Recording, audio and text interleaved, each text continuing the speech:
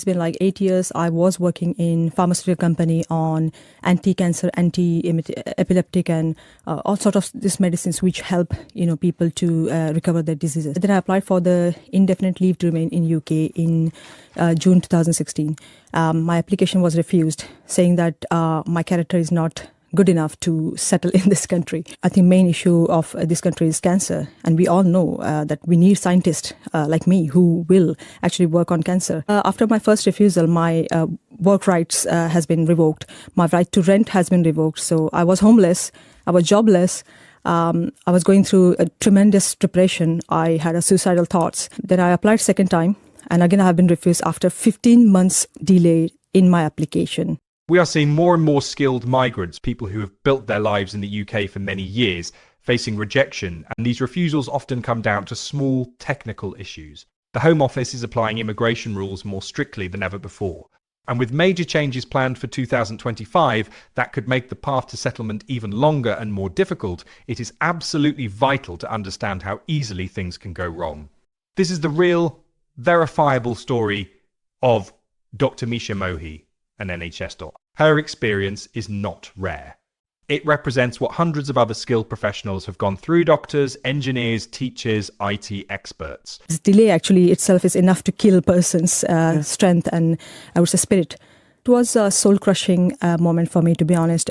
One moment you are earning quite a good money, about £35,000. You're paying taxes on it, like honestly, and you are thinking everything is fine. And next thing you know that you have got allegations of bad character and this section 3225 where you have been compared with the national threat of security. I think I was recovering through this mental trauma for a few months. But slowly, I think I've found that I have to speak about it. I have to seek for the justice.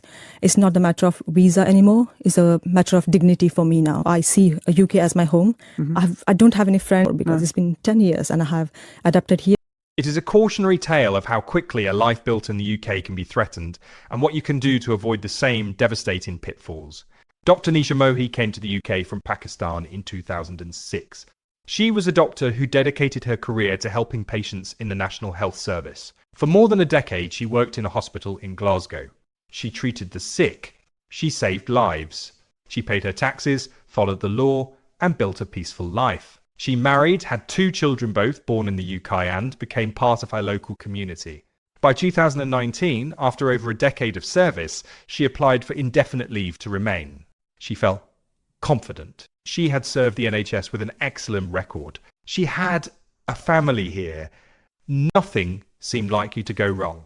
But then came the refusal letter that changed her life. The Home Office accused her of deception and questioned her good character. The reason? A small error in her past tax records. Years earlier, her accountant had made a small mistake on her tax return. It wasn't fraud. It wasn't intentional. It was simply a clerical error. And long before she even applied for ILR, Nisha herself noticed it, contacted HMRC, and paid the missing amount. She corrected the mistake honestly years before her ILR application. She even declared this correction openly in her application, thinking it would show her honesty. But instead, the Home Office saw this as evidence of bad character. They used a controversial part of the immigration rules paragraph 322 for theta, refuse her ILR. This paragraph is usually meant for people considered a threat to national security.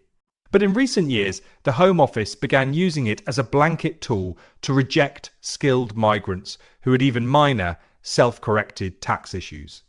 How honesty in fixing the mistake was ignored. Her decade of service to the NHS was dismissed.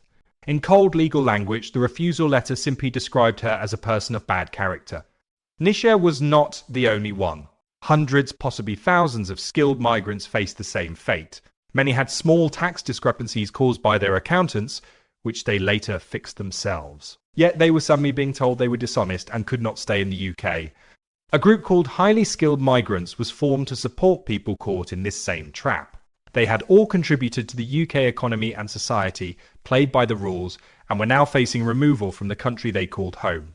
So, what can we learn from what happened to Dr. Nisha Mohigh, and how can you avoid this nightmare? First, your tax history must be flawless.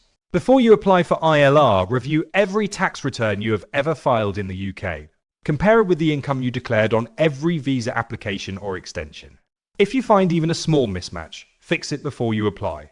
Don't assume that because you corrected something years ago, the Home Office will see that as a positive. They may see it as proof of dishonesty unless you clearly explain it with full evidence. Second, understand the good character requirement.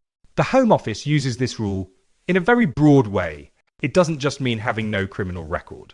It can mean any inconsistency or missing information in your history. Even very small issues like unpaid fines, civil court judgments, or parking tickets can raise questions. It is better to be completely open and explain everything than to risk the Home Office discovering it later. In these situations, you are often treated as guilty until you can prove otherwise. Third, keep accurate records of all your travel. Many people are refused ILR for spending too many days outside the UK. The rule allows no more than 180 days out of the country in any 12-month period. Keep a clear record of every trip when you left, when you returned, and how many days you were gone. Even being a few days over the limit can lead to an automatic refusal with little room for sympathy. Nisha did not give up. She went to the media. She joined the campaign group. She fought a long and expensive legal battle. Public pressure grew. A report from the National Audit Office criticised the Home Office for how it handled these cases. Eventually, many refusals, including Nisha's, were overturned. She finally won her right to stay in the UK. But it came at a huge cost. Years of uncertainty, stress that affected her and her young family, endless legal fees, emotional exhaustion. Her story is a powerful reminder that even vital contributions to the UK, like working as an NHS doctor, do not guarantee a secure future here. The path to settlement is not about morality, it is about strict legal rules.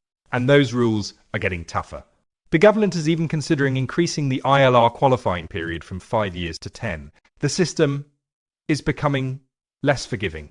And the burden of proof is entirely on you, the applicant, to present a perfect and flawless case. Do not let your dream of staying in the UK be derailed by small preventable mistakes.